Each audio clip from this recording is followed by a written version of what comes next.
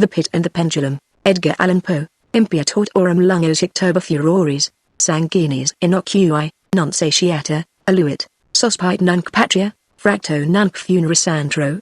Mors ubidira fuit vita salusque patent. I was sick unto death with that long agony, and when they at length unbound me, and I was permitted to sit, I felt that my senses were leaving me. The dread sentence of death was the last of distinct accentuation which reached my ears. After that, the sound of the inquisitorial voices seemed merged in one dreamy indeterminate hum. It conveyed to my soul the idea of revolution, perhaps from its association in fancy with the burr of a mill wheel. This only for a brief period, for presently I heard no more. Yet, for a while, I saw, with how terrible an exaggeration, I saw the lips of the black-robed judges. They appeared to me whiter than the sheet upon which I traced these words, and thin even to grotesqueness, thin with the intensity of their expression of firmness, of immovable resolution, of stern contempt of human torture. I saw that the decrees of what to me was fate were still issuing from those lips. I saw them writhe with a deadly locution. I saw them fashion the syllables of my name, and I shuddered because no sound succeeded. I saw, too, for a few moments of delirious horror, the soft and nearly imperceptible waving of the sable draperies which enwrapped the walls of the apartment. And then my vision fell upon the 7 tall candles upon the table.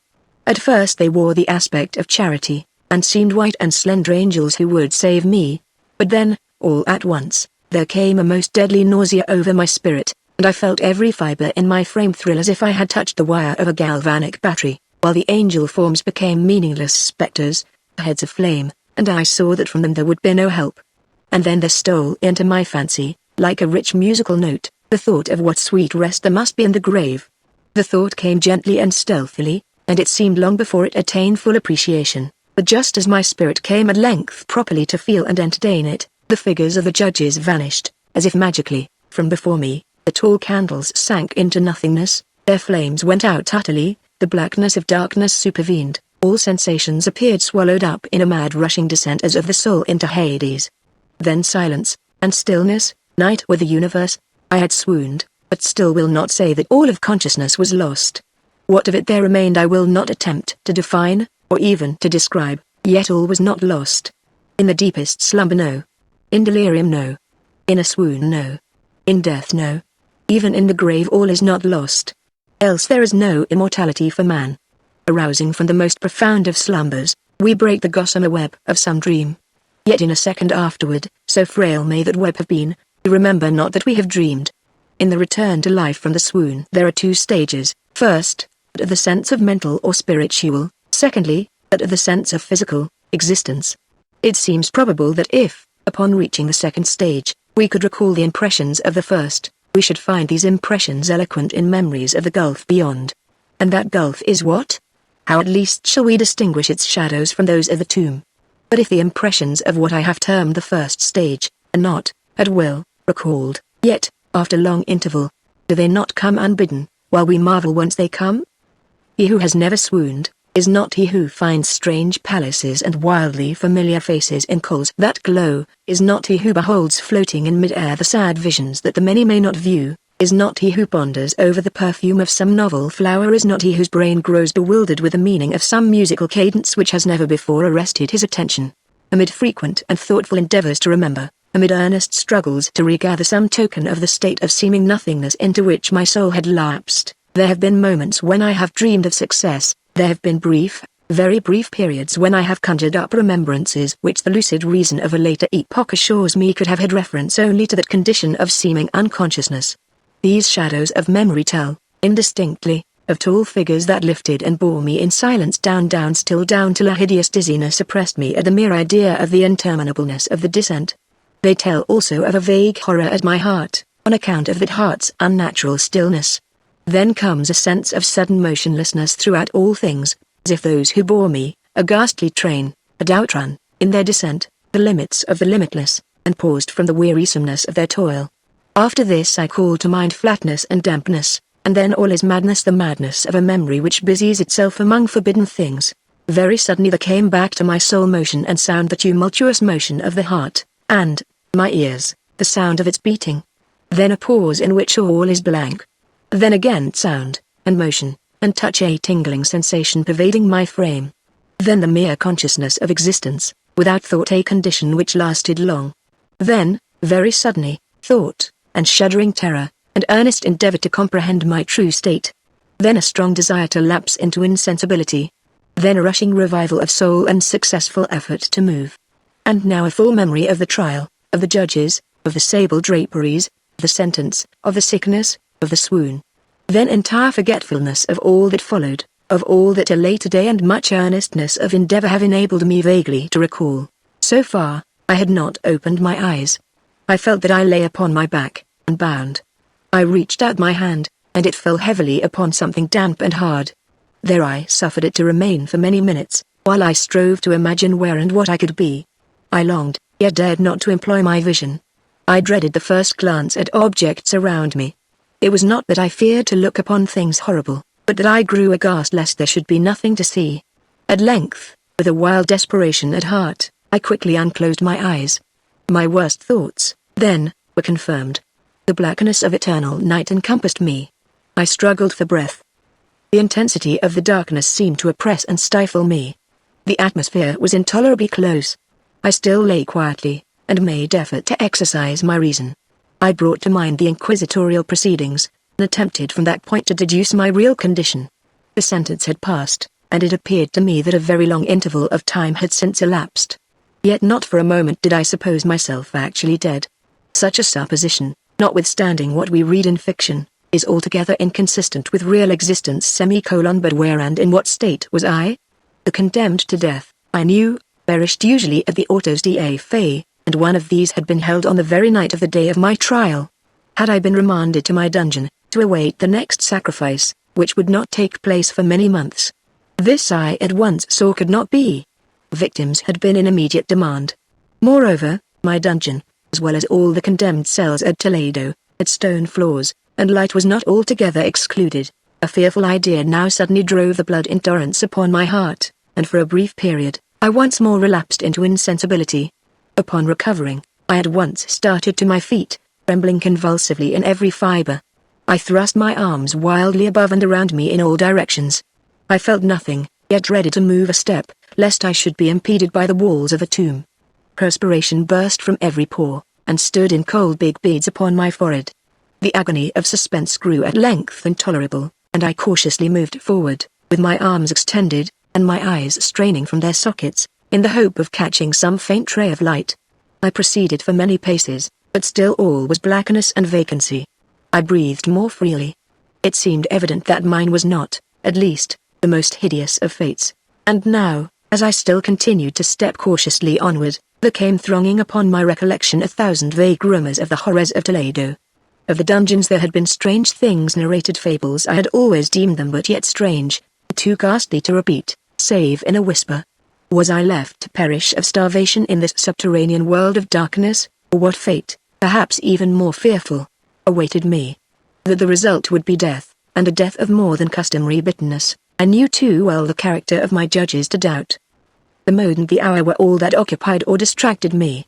My outstretched hands at length encountered some solid obstruction. It was a wall, seemingly of stone masonry, very smooth, slimy, and cold. I followed it up, stepping with all the careful distrust with which certain antique narratives had inspired me. This process, however, afforded me no means of ascertaining the dimensions of my dungeon, as I might make its circuit, and return to the point whence I set out, without being aware of the fact, so perfectly uniform seemed the wall. I therefore sought the knife which had been in my pocket, when led into the inquisitorial chamber. But it was gone. My clothes had been exchanged for a wrapper of coarse serge. I had thought of forcing the blade in some minute crevice of the masonry, so as to identify my point of departure. The difficulty, nevertheless, was but trivial, although, in the disorder of my fancy, it seemed at first insuperable. I tore a part of the hem from the robe and placed the fragment at full length, and at right angles to the wall. In groping my way around the prison, I could not fail to encounter this rag upon completing the circuit. So, at least I thought, but I had not counted upon the extent of the dungeon, or upon my own weakness. The ground was moist and slippery. I staggered onward for some time, when I stumbled and fell. My excessive fatigue induced me to remain prostrate, and sleep soon overtook me as I lay. Upon awaking, and stretching forth an arm, I found beside me a loaf and a pitcher with water. I was too much exhausted to reflect upon this circumstance, but ate and drank with avidity. Shortly afterward, I resumed my tour around the prison, and with much toil came at last upon the fragment of the surge. Up to the period when I fell I had counted 52 paces, and upon resuming my walk, I had counted 48 more when I arrived at the rag. There were in all, then, 100 paces, and, admitting 2 paces to the yard, I presumed the dungeon to be 50 yards in circuit. I had met, however, with many angles in the wall, and thus I could form no guess at the shape of the vault, for vault I could not help supposing it to be. I had little object, certainly no hope these researches, but a vague curiosity prompted me to continue them. Quitting the wall, I resolved to cross the area of the enclosure. At first I proceeded with extreme caution, for the floor, although seemingly of solid material, was treacherous with slime. At length, however, I took courage, and did not hesitate to step firmly, endeavoring to cross in as direct a line as possible. I had advanced some 10 or 12 paces in this manner, when the remnant of the torn hem of my robe became entangled between my legs. I stepped on it, and fell violently on my face. In the confusion attending my fall, I did not immediately apprehend a somewhat startling circumstance, which yet, in a few seconds afterward, and while I still lay prostrate, arrested my attention. It was this: my chin rested upon the floor of the prison, but my lips and the upper portion of my head, although seemingly at a less elevation than the chin, touched nothing. At the same time my forehead seemed bathed in a clammy vapor, and the peculiar smell of decayed fungus arose to my nostrils. I put forward my arm, and shuddered to find that I had fallen at the very brink of a circular pit, whose extent, of course, I had no means of ascertaining at the moment. Groping about the masonry just below the margin, I succeeded in dislodging a small fragment, and let it fall into the abyss. For many seconds I hearkened to its reverberations as it dashed against the sides of the chasm in its descent. At length there was a sullen plunge into water, succeeded by loud echoes. At the same moment there came a sound resembling the quick opening, and as rapid closing of a door overhead, while a faint gleam of light flashed suddenly through the gloom, and as suddenly faded away. I saw clearly the doom which had been prepared for me, and congratulated myself upon the timely accident by which I had escaped. Another step before my fall, and the world had seen me no more. And the death just avoided was of that very character which I had regarded as fabulous and frivolous in the tales respecting the Inquisition. To the victims of its tyranny, there was the choice of death with its direst physical agonies, or death with its most hideous moral horrors. I had been reserved for the latter. By long suffering my nerves had been unstrung, until I trembled at the sound of my own voice, and had become in every respect a fitting subject for the species of torture which awaited me. Shaking in every limb, I groped my way back to the wall, resolving that to perish rather than risk the terrors of the wells, of which my imagination now pictured many in various positions about the dungeon. In other conditions of mind I might have had courage to end my misery at once by a plunge into one of these abysses, but now I was the veriest of cowards. Neither could I forget what I had read of these pits, that the sudden extinction of life formed no part of their most horrible plan. Agitation of spirit kept me awake for many long hours, but at length I again slumbered. Upon arousing, I found by my side, as before, a loaf and a pitcher of water. A burning thirst consumed me, and I emptied the vessel at a draught. It must have been drugged. Scarcely had I drunk, before I became irresistibly drowsy. A deep sleep fell upon me, a sleep like that of death. How long it lasted, of course, I know not, but when, once again, I unclosed my eyes, the objects around me were visible. By a wild sulphurous luster, the origin of which I could not at first determine, I was enabled to see the extent and aspect of the prison. In its size I had been greatly mistaken. The whole circuit of its walls did not exceed 25 yards. For some minutes this fact occasioned me a world of vain trouble, vain indeed. For what could be of less importance, under the terrible circumstances which environed me, than the mere dimensions of my dungeon? But my soul took a wild interest in trifles, and I busied myself in endeavors to account for the error I had committed in my measurement. The truth at length flashed upon me. In my first attempt at exploration I had counted 52 paces. Up to the period when I fell, I must then have been within a pace or two of the fragment of surge. In fact, I had nearly performed the circuit of the vault. I then slept, and upon awaking, I must have returned upon my steps, thus supposing the circuit nearly double what it actually was. My confusion of mind prevented me from observing that I began my tour with the wall to the left, and ended it with the wall to the right. I had been deceived, too, in respect to the shape of the enclosure. In feeling my way I had found many angles, and thus deduced an idea of great irregularity, So potent is the effect of total darkness upon one arousing from lethargy or sleep. The angles were simply those of a few slight depressions, or niches, at odd intervals. The general shape of the prison was square. What I had taken for masonry seemed now to be iron, or some other metal, in huge plates, whose sutures or joints occasioned the depression. The entire surface of this metallic enclosure was rudely daubed in all the hideous and repulsive devices to which the charnel superstition of the monks has given rise. The figures of fiends in aspect of menace, with skeleton forms, and other more really fearful images, overspread and disfigured the walls. I observed that the outlines of these monstrosities were sufficiently distinct, but that the colors seemed faded and blurred, as if from the effects of a damp atmosphere. I now noticed the floor, too, which was of stone. In the center yawned the circular pit from whose jaws I had escaped, but it was the only one in the dungeon. All this I saw indistinctly and by much effort, for my personal condition had been greatly changed during slumber. I now lay upon my back, and at full length, on a species of low framework of wood. To this I was securely bound by a long strap resembling a surcingle. It passed in many convolutions about my limbs and body, leaving at liberty only my head, and my left arm to such extent that I could, by dint of much exertion, supply myself with food from an earthen dish which lay by my side on the floor. I saw, my horror, the pitcher had been removed. I say to my horror, for I was consumed with intolerable thirst. This thirst it appeared to be the design of my persecutors to stimulate, for the food in the dish was meat pungently seasoned. Looking upward, I surveyed the ceiling of my prison. It was some 30 or 40 feet overhead, and constructed much as the side walls. In one of its panels a very singular figure riveted my whole attention. It was the painted figure of Time as he is commonly represented, save that, in lieu of a scythe, he held what, at a casual glance, I suppose to be the pictured image of a huge pendulum such as we see on antique clocks. There was something, however, in the appearance of this machine which caused me to regard it more attentively. While I gazed directly upward at it, for its position was immediately over my own, I fancied that I saw it in motion. In an instant afterward the fancy was confirmed. Its sweep was brief, and of course slow. I watched it for some minutes, somewhat in fear, but more in wonder. Wearied at length with observing its dull movement, I turned my eyes upon the other objects in the cell. A slight noise attracted my notice, and, looking to the floor, I saw several enormous rats traversing it. They had issued from the well, which lay just within view to my right.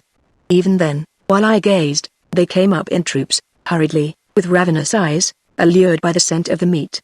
From this it required much effort and attention to scare them away. It might have been half an hour, perhaps even an hour, for in cast my eye could take but imperfect note of time, before I again cast my eyes upward. What I then saw confounded and amazed me. The sweep of the pendulum had increased in extent by nearly a yard. As a natural consequence, its velocity was also much greater.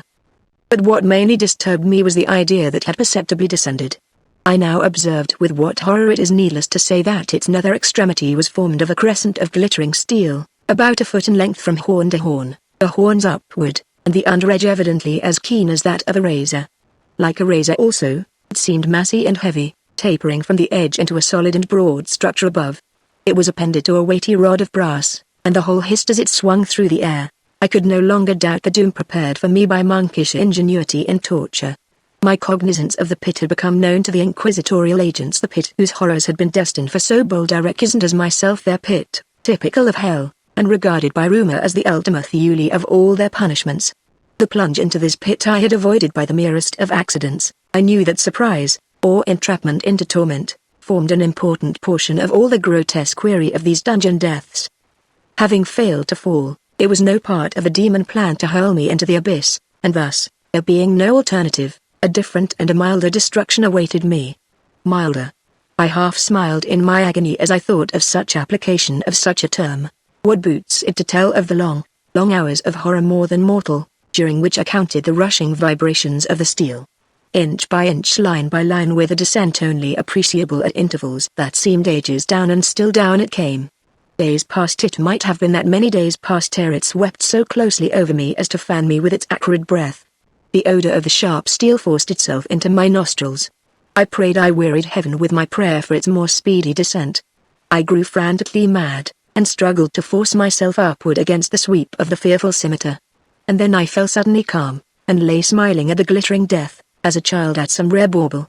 There was another interval of utter insensibility, It was brief, for, upon again lapsing into life, there had been no perceptible descent in the pendulum. But it might have been long, for I knew there were demons who took note of my swoon, and who could have arrested the vibration at pleasure. Upon my recovery, too, I felt very inexpressibly sick and weak, as if through long inanition. Even amid the agonies of that period, the human nature craved food. With painful effort I outstretched my left arm as far as my bonds permitted, and took possession of the small remnant which had been spared me by the rats. As I put a portion of it within my lips, there rushed to my mind a half-formed thought of joy of hope. Yet what business had I with hope? It was, as I say, a half-formed thought. Man has many such which are never completed. I felt that it was of joy of hope, but felt also that it had perished in its formation. In vain I struggled to perfect or regain it. Long suffering had nearly annihilated all my ordinary powers of mind. I was an imbecile, an idiot. The vibration of the pendulum was at right angles to my length. I saw that the crescent was designed to cross the region of the heart. It would fray the surge of my robe. It would return and repeat its operations again and again. Notwithstanding terrifically wide sweep, some 30 feet or more, and its hissing vigor of its descent, sufficient to sunder these very walls of iron, still the fraying of my robe would be all that, for several minutes, it would accomplish. And at this thought I paused. I dared not go farther than this reflection. I dwelt upon it with a pertinacity of attention, as if, in so dwelling, I could arrest here the descent of the steel. I forced myself to ponder upon the sound of the crescent as it should pass across the garment, upon the peculiar thrilling sensation which the friction of cloth produces on the nerves. I pondered upon all this frivolity until my teeth were on edge. Down, steadily down it crept. I took a frenzied pleasure in contrasting its downward with its lateral velocity. To the right, to the left, far and wide with the shriek of a damned spirit, to my heart with the stealthy pace of the tiger. I alternately laughed and howled as the one or the other idea grew predominant. Down, certainly, relentlessly down. It vibrated within 3 inches of my bosom. I struggled violently, furiously, to free my left arm. This was free only from the elbow to the hand. I could reach the latter, from the platter beside me. My mouth, with great effort, had no farther. Could I have broken the fastenings above the elbow, I would have seized and attempted to arrest the pendulum. I might as well have attempted to arrest an avalanche. Down, still unceasingly, still inevitably down. I gasped and struggled at each vibration. I shrunk convulsively at its every sweep. My eyes followed its outward or upward whirls with the eagerness of the most unmeaning despair. They closed themselves spasmodically at the descent, although death would have been a relief. Oh, how unspeakable! Still I quivered in every nerve to think how slight a sinking of the machinery would precipitate that keen, glistening axe upon my bosom. It was hope that prompted the nerve to quiver, the frame to shrink. It was hope, the hope that triumphs on the rack, that whispers to the death condemned even in the dungeons of the Inquisition. I saw that some 10 or 12 vibrations would bring the steel in actual contact with my robe, and with this observation there suddenly came over my spirit all the keen, collected calmness of despair. For the first time during many hours or perhaps days, I thought. It now occurred to me that the bandage, or surcingle, which enveloped me, was unique. I was tied by no separate cord. The first stroke of the razor-like crescent athwart any portion of the band would so detach it that it might be unwound from my person by means of my left hand. But how fearful! In that case, proximity of the steel. The result of the slightest struggle, how deadly! Was it likely, moreover, that the minions of the torturer had not foreseen and provided for this possibility? Was it probable that the bandage crossed my bosom in the track of the pendulum? Dreading to find my faint, and, as it seemed, in last hope frustrated, I so far elevated my head as to obtain a distinct view of my breast.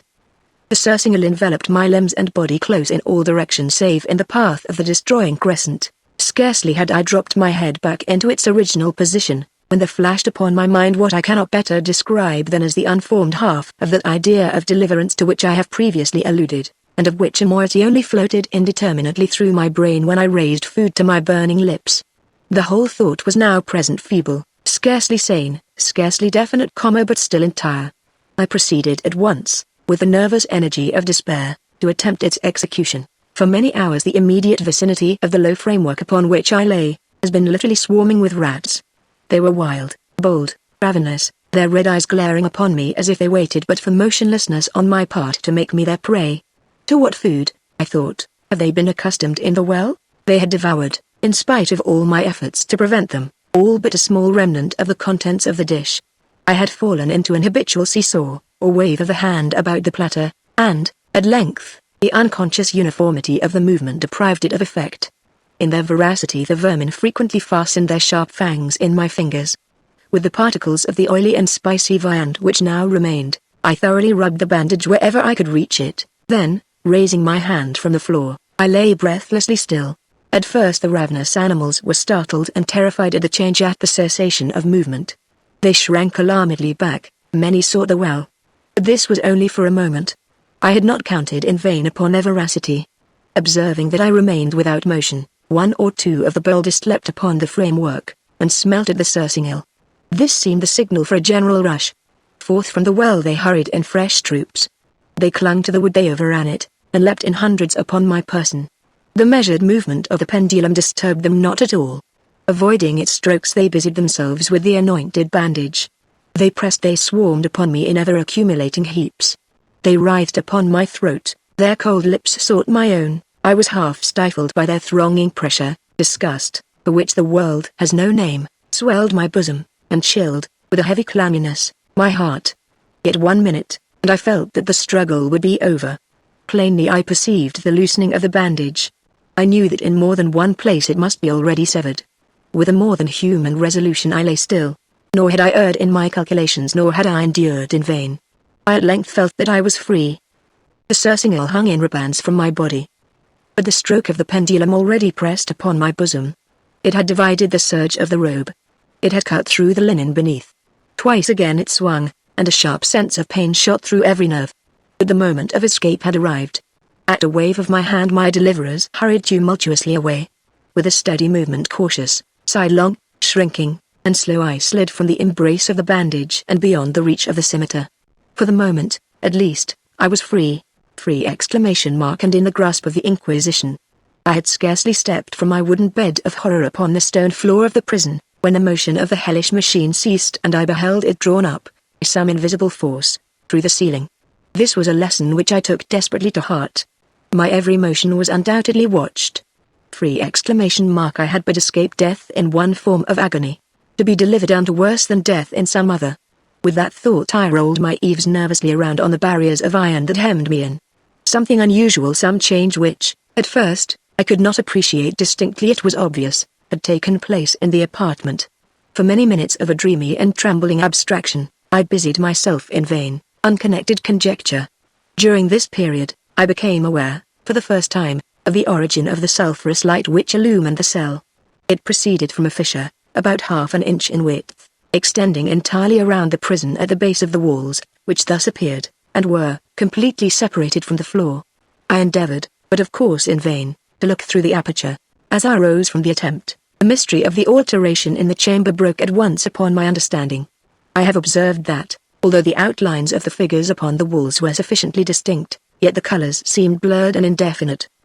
These colors had now assumed, and were momentarily assuming, a startling and the most intense brilliancy, that gave to the spectral and fiendish portraitures an aspect that might have thrilled even firmer nerves than my own.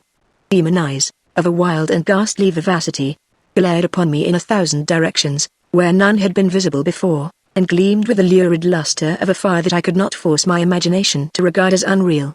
Unreal! Even while I breathed there came to my nostrils the breath of the vapor of heated iron. A suffocating odor pervaded the prison. A deeper glow settled each moment in the eyes that glared at my agonies. A richer tint of crimson diffused itself over the pictured horrors of blood. I panted. I gasped for breath. There could be no doubt of the design of my tormentors. Oh, most unrelenting. Oh, most demoniac of men. I shrank from the glowing metal to the center of the cell. Amid the thought of the fiery destruction that impended, the idea of the coolness of the well came over my soul like balm. I rushed to its deadly brink. I threw my straining vision below. The glare from the enkindled roof illumined its inmost recesses. Yet, for a wild moment, did my spirit refuse to comprehend the meaning of what I saw. At length it wrestled its way into my soul, it burned itself in upon my shuddering reason. Oh! For a voice to speak! Oh! Horror! Oh! Any horror but this? With a shriek, I rushed from the margin, and buried my face in my hands, weeping bitterly. The heat rapidly increased, and once again I looked up, shuddering as with a fit of the ague. There had been a second change in the cell, and now the change was obviously in the form. As before, it was in vain that I, at first, endeavored to appreciate or understand what was taking place. But not long was I left in doubt. The inquisitorial vengeance had been hurried by my twofold escape, and there was to be no more dallying with the King of Terrors. The room had been square. I saw that two of its cyan angles were now acute too, consequently, obtuse. The fearful difference quickly increased with a low rumbling or moaning sound. In an instant the apartment had shifted its form into that of a lozenge. But the alteration stopped not here. I neither hoped nor desired it to stop. I could have clasped the red walls to my bosom as a garment of eternal peace. Death, I said, any death but that of the pit. Fool! Might I have not known that into the pit it was the object of the burning iron to urge me? Could I resist its glow? Or, even that, could I withstand its pressure? And now, flatter and flatter grew the lozenge, with a rapidity that left me no time for contemplation. Its center, and of course, its greatest width, came just over the yawning gulf. I shrank back, but the closing walls pressed me resistlessly onward. At length for my seared and writhing body there was no longer an inch of foothold on the firm floor of the prison. I struggled no more, but the agony of my soul found vent in one loud, long, final scream of despair. I felt that I tottered upon the brink. I averted my eyes. There was a discordant hum of human voices. There was a loud blast as of many trumpets. There was a harsh grating as of 1,000 thunders. The fiery walls rushed back. An outstretched arm caught my own as I fell, fainting, into the abyss. It was that of General Laszlo. The French army had entered Toledo. The Inquisition was in the hands of its enemies.